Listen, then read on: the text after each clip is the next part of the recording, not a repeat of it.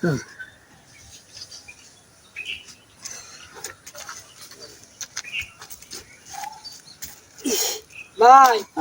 কাল না দেখি তুমি বাড়া তালা তো তোমার এই অবস্থা করে।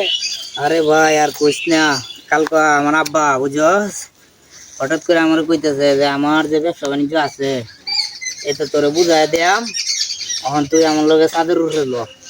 পরে আমি চাঁদের উঠে গেছি দোতলা। পরে আমার আব্বা কইতেছে কি তুই দোতলাতে হাল দে ভর। মানে আমি কইছি কি আব্বা তুমি এটা কি তো কও, আমি যদি চাঁদের উঠে হাল দে ভরি তো আমি মরি যাই গা ঠো ভাঙ্গে আইবো। পরে তো আমি তোর বাপ না, আমি কো হ।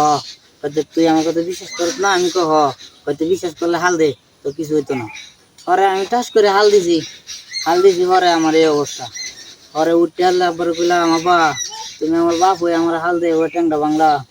অন কইতেছে কয় হুন এটা হইলো ব্যবসার প্রথম ধাপ, জীবনে কেউ বিশ্বাস কইরা বাহি দিস না, তো হইলে এই বাক্যের ব্যবসা জলে যাইব গা, বুঝছস?